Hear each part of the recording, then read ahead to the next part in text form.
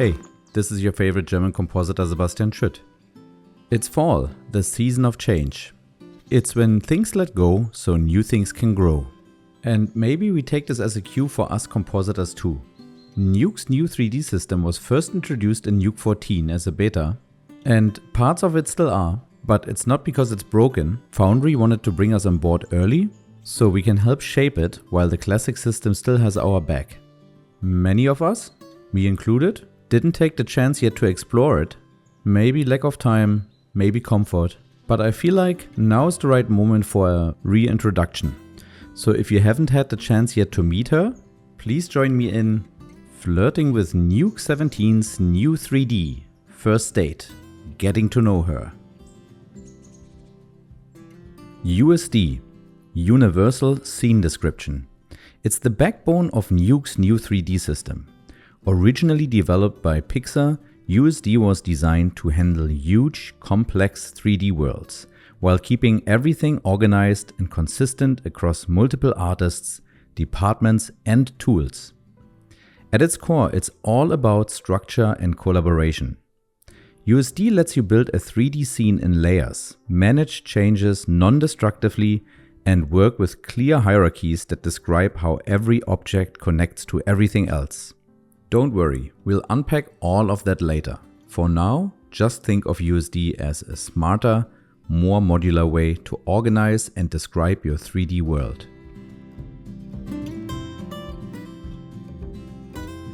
Nuke's new 3D system is built around organization.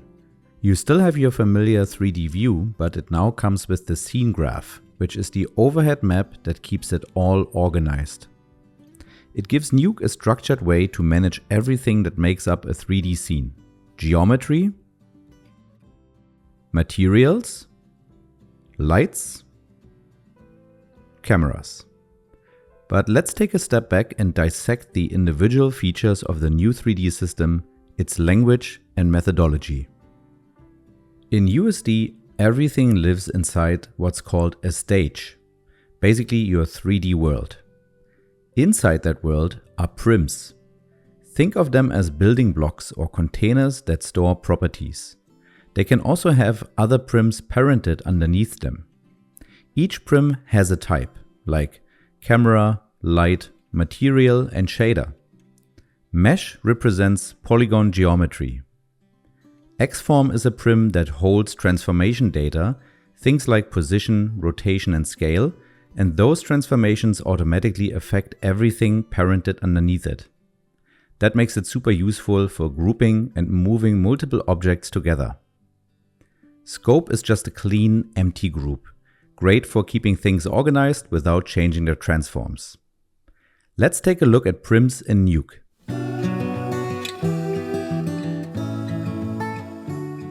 There are three visible differences between geometry nodes of the new versus the classic 3D system. The new 3D system nodes are shown in red and use the Geo name prefix, while the classic 3D nodes still appear in green. I'm using a closed beta version of Nuke 17 here, so that might change in the official release or future versions. The third difference is that the new Geo node shows two visible inputs. The material and the image input of the classic node still serve the same purpose. That's where you feed in your texture or shader. More about the second input in a minute. Let me show you the properties. The classic node is divided into visibility controls, shape parameters, and transform values. The transform section can also be found at the bottom of the new node properties, together with some great new snapping features. Shape parameters are now grouped under mesh topology. We also have some display options. But enough suspense, let's get back to the second node input. This plug is for connecting multiple Geo nodes together.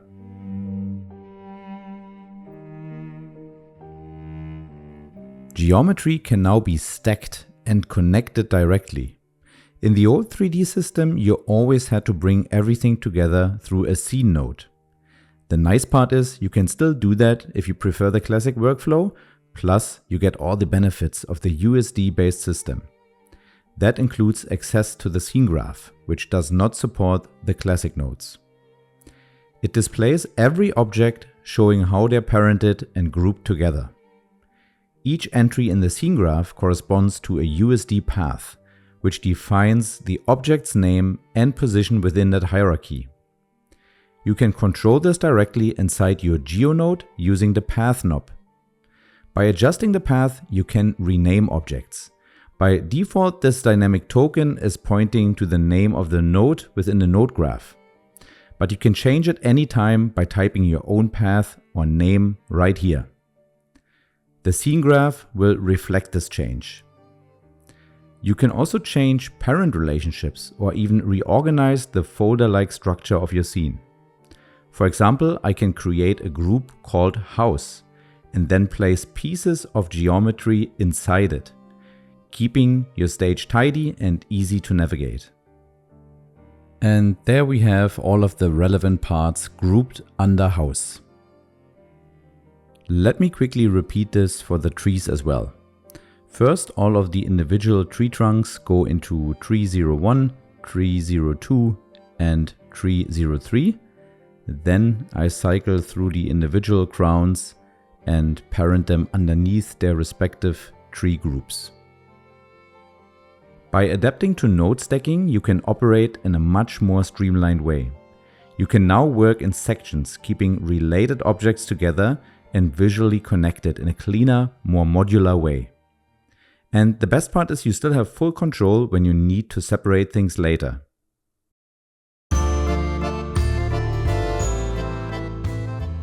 If I want to move an individual object in the classic 3D system, I need to place a transform node below the geometry, but before it gets combined with the other pieces in the scene node.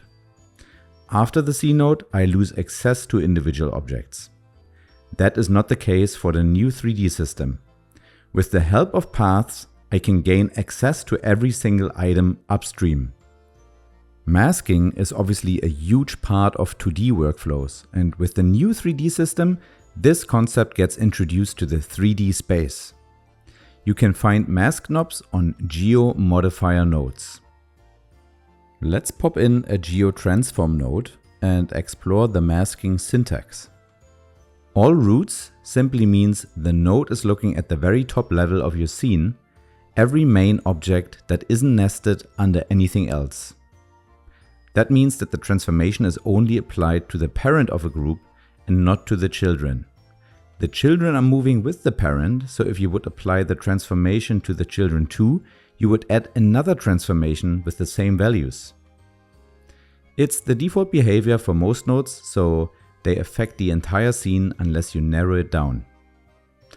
Let's say I only want to move the house. /house would do the trick. Of course, this also works for objects that don't form a group. I can also say that I want to affect everything that has the word tree in their name.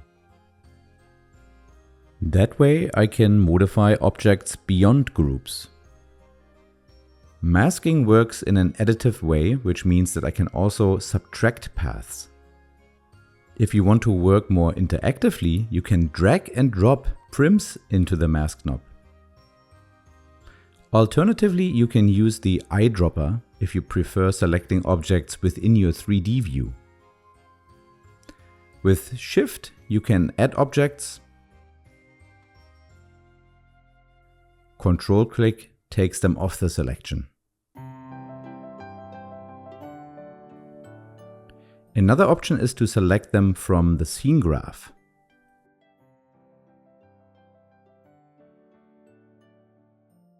Once you have a selection set up, you can revisit it by clicking this button. There are other preset masks to choose from, like all meshes, all lights, or all cameras. Here's an interesting masking example. 3 spheres. I adjusted the individual paths to create some grouping. All are grouped under spheres. Additionally, the right and left spheres are grouped under outer. You can also see the difference now between type mesh, our sphere polygons, and type X-form, a group or container that holds transformation data. When I mentioned all roots or /*, I said that only the root level prims get affected, so we're only applying transformations to the group parent. Now let me break that. If I add /spheres/outer to my mask, transformations will be applied to the group parent, which will take the children with them, but then we additionally apply it to the next parent group called outer as well. In this case, that group and its children will move twice the distance.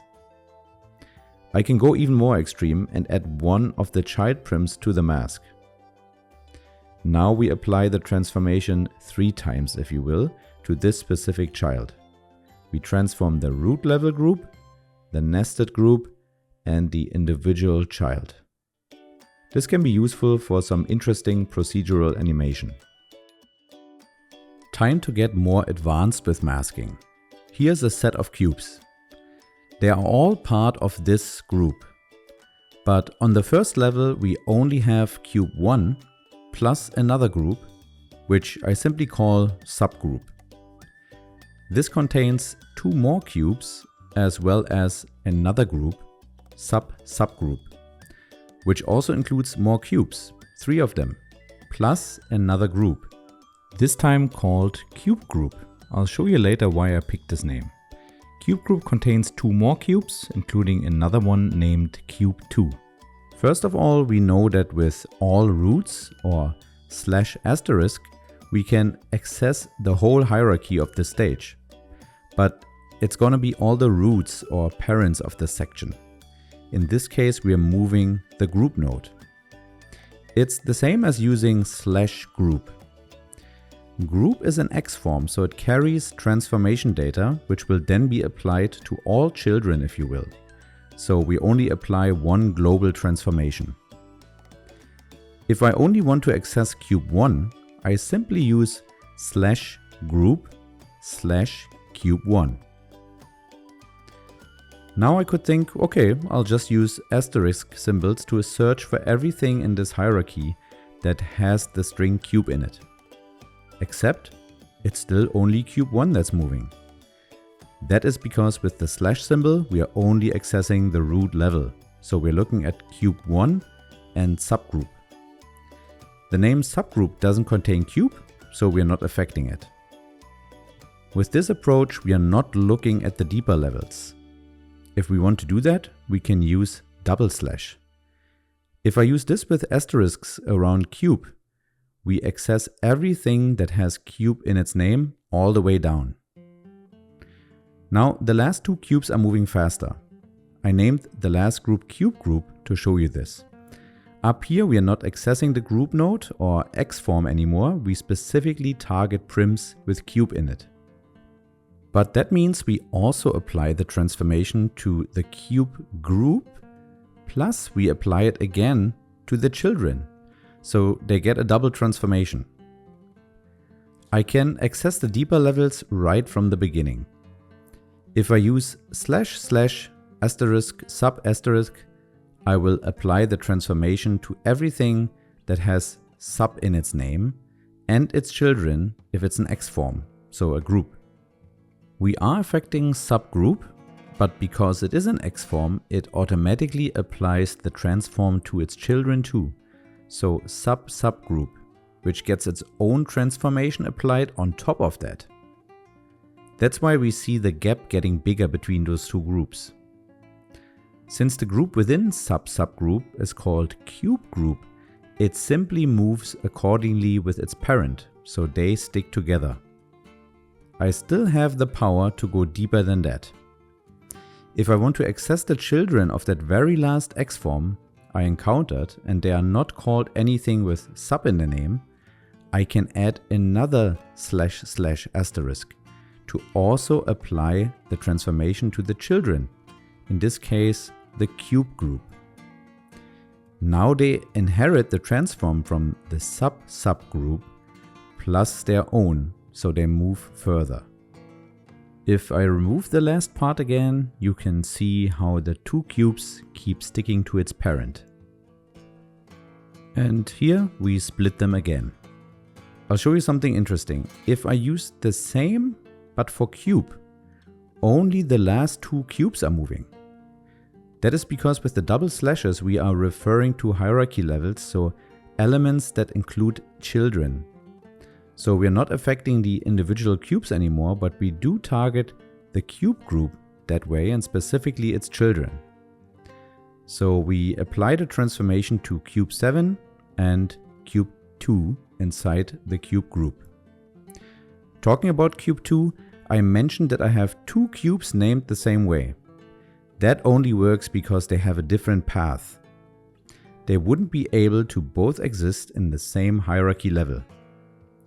What I could use now is / cube 2, and I will affect everything inside the whole hierarchy that has cube 2 in its name. So the second cube and the 8th cube. You can see it can get really complex, and you have quite some power with these masking techniques.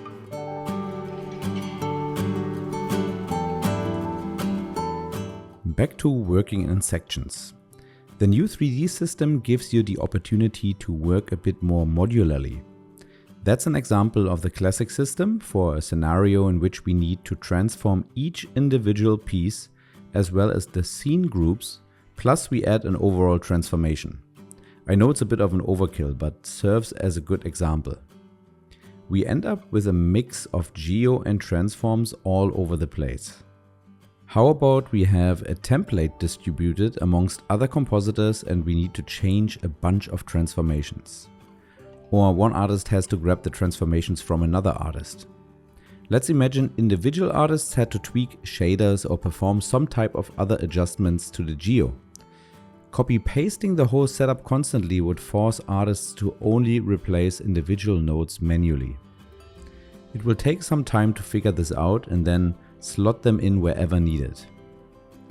The new 3D system gives you the option to divide geo and modifications into two sections. All these transform nodes point to their respective geo paths upstream. If a geo modifier node uses masks other than all roots, you'll see this little M for mask show up, plus the mask path gets printed into the label. I could now simply copy and paste this section and no one would need to shuffle things around. It doesn't have to be this way though. You could also sort transforms below their respective geo groups. This way it's not as deeply nested as the classic approach and not as divided as the previous example for the new system. Alternatively, if you like the classic way of scene merging prims, maybe for visual reasons, you can still do it that way and still take advantage of having the geo modifier section separated. Here's another great example where it comes in handy to have modifier nodes placed in their own section. In the classic system, if we wanted to create multiple render layers or options, we needed to create a second stream carrying over a lot of nodes. Shall we remove the house, for example? We will have to connect all the nodes we want to keep and can create a second pipe down from here. Finally, we run this through a separate ScanlineRender node. Now we have the full scene plus a version without the house. Alternatively, we can reshuffle things so that everything but the house is up here and the grouped house is getting merged later down the line. That gives us two streams again, this time at least with fewer connections needed. The new 3D system makes our lives a lot easier. One option is to drop in a geo prune node right at the end, just before the ScanlineRender node, and simply point to the prim path we would like to remove from the stage. That's it. We ended up with both versions, but compared to the classic system, we only needed one additional node besides the second ScanlineRender. Another option is to do this directly in the ScanlineRender node under Scene Masks. That's the inverted option for which we want to specify which objects to render. This way we can even ignore or isolate lights. You can see how it makes sense to offset all your modifications towards the bottom of your 3D setup. So if you create multiple outputs, it's way more obvious what the differences are without having to navigate all the way up and investigate every section. For example, here we are changing the positioning of the trees all the way at the end. I can prune the house, so it's not even being considered for any light distribution or shadowing. I can remove the key light from the render list. I can even apply a different material to any prim upstream with the help of masking. Maybe I only want to output the diffuse contribution of the light on a specific surface, or simply assign a different texture. So I hope you can see the benefits of the organizational approach of the new 3D system, with having the opportunity to keep everything related to your main stage or geometry at the top and shift your focus for modifications more towards your outputs. And it makes sense, especially with all the new additional output features that come with the new ScanlineRender node. But before we explore that one, let me show you a few other things first.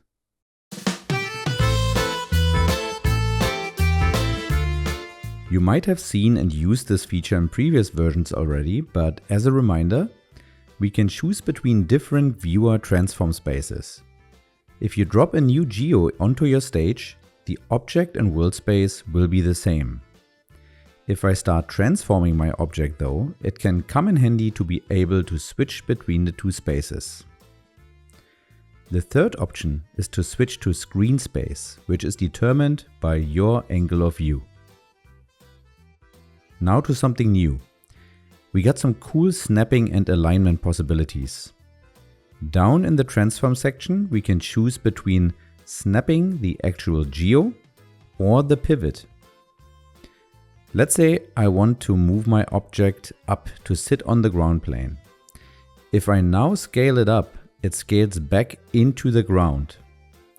I can manually set my pivot to sit 1 unit lower, since my object has a size of 2 units, but it gets a bit annoying if your geo is more complex. Now I can simply snap my pivot to the bounding box of an object. Let me enable displaying bounding boxes. If I select bottom, the pivot sits right there on the ground and I can scale up properly. It doesn't limit me to stay within the object. I can also snap the pivot to a vertex selection. Now I can properly rotate my planets or stars around another. Now to snapping geo. I can use a selection of vertices to snap another object to it. But what about animations? This cube is getting translated and rotated. We have a button for that using this little clock icon. Don't forget to choose which type of transformation you want to connect and off you go. Now the card is perfectly attached to the cube, including all animated parameters. You can also have that in node form now. This is the new Geo Constrain node. It comes with the now familiar path masking options. Additionally, you have to choose a target path, so another prim. You have to select the type of connection point, being it the center or origin of the target object, vertices or faces. Here's another animated cube. If I want to hook up a card to it, I simply set the mask path to my card and the target path to my cube. Let's go with origin as our connection point. Now we have to decide about the constraint type. Parent it is. I want to match translation and rotation. And there you go. The great thing is that you still maintain control over the individual objects. Alternatively, you can set offset frames if you want the object to be affected with a delay. Let's try the look at option.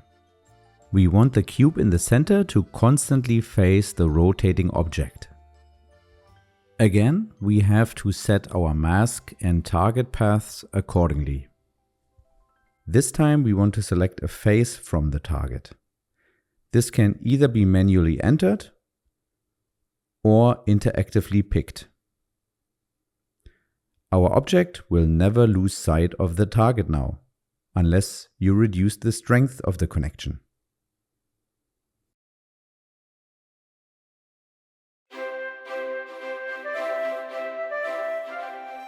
Now to one of my personal highlights, ScanlineRender version 2. In a way, the name is almost outdated since the new version now comes with ray tracing capabilities. That's all thanks to Hydra, Pixar's USD framework for real-time 3D rendering. Under the hood, Nuke now uses Hydra's render delegate called HD Storm, which runs on the GPU and brings modern ray tracing. Ray tracing means that instead of just projecting geometry onto the screen, the renderer actually traces light rays, bouncing them between surfaces to calculate reflections, refractions, and light interactions more realistically. The max ray depth setting controls how many times those rays are allowed to bounce. A higher number means more accurate reflections and see-through effects, but also longer render times. Let me show you an example. Here's a simple stage: a sphere, a moving cylinder behind it, as well as another sphere. The camera sits right here and everything is encapsulated by this big sphere, which I would like to use as a source for reflections as well as transmission. Think of max ray depth as how many times a light ray is allowed to ask what's next.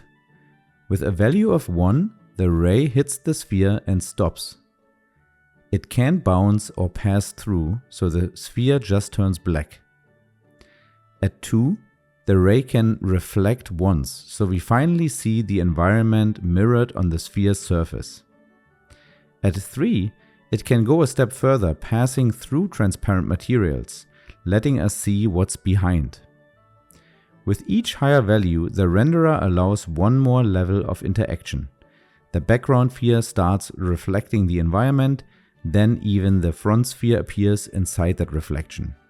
By the time we reach 6, the rays have traveled deep enough to handle every reflection and transmission, the full chain of bounces that makes the image feel physically complete. This would have not been possible with the classic ScanlineRender. You could only fake it by projecting an environment map or compositing a separate reflection pass. The ray render node was a partial step toward ray tracing, but it was limited, as we can see here, with only one ray bounce of the sphere surface. Refraction was only available if you had access to the PRMan renderer. The new reflection shader comes in with great control over reflection versus transmission, Fresnel, as well as the opportunity to control the index of refraction to match closer to real-world surfaces. The sampling controls have been redesigned to give you finer control over the quality of your 3D renders. The camera sample setting acts as your overall quality dial.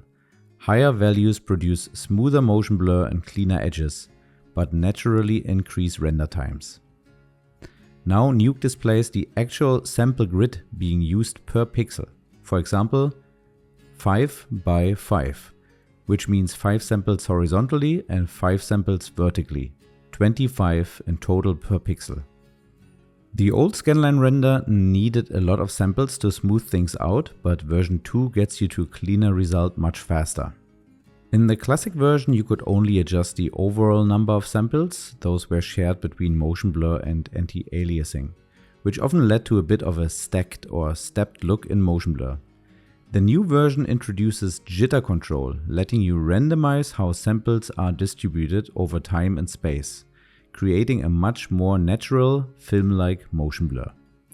And by the way, you can see that motion blur gets even rendered through the sphere.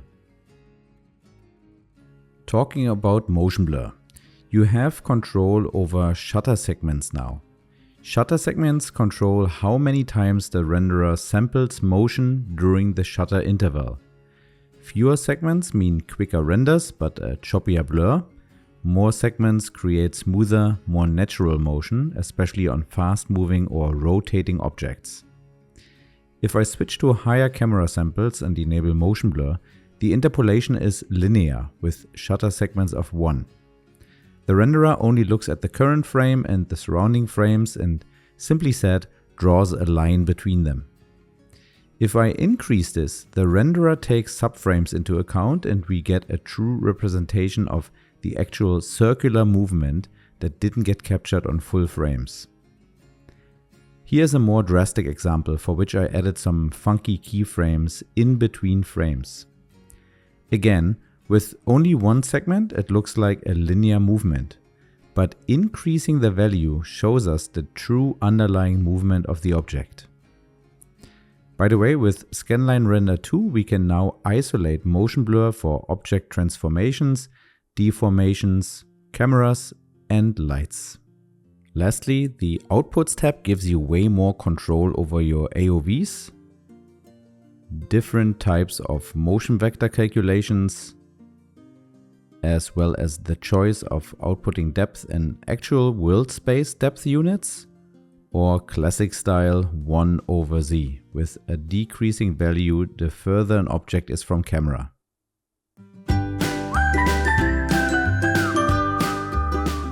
I've mentioned before that USD is all about non-destructive workflows and that prims sharing the exact same path can't exist in the same stage.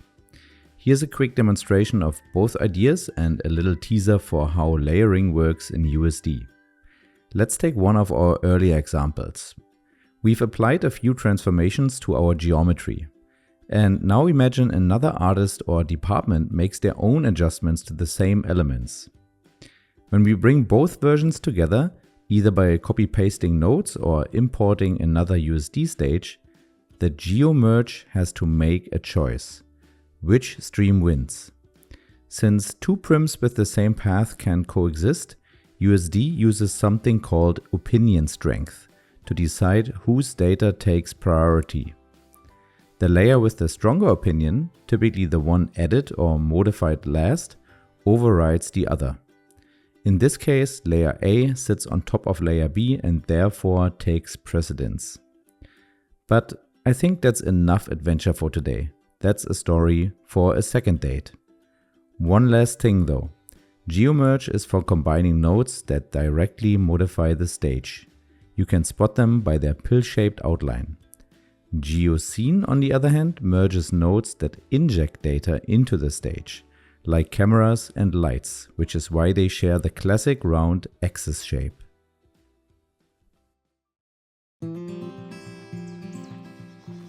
So, I hope you were able to take a good look at the advantages of Nuke's new 3D system, and eventually we'll move on from friends with benefits to a happy long-term relationship.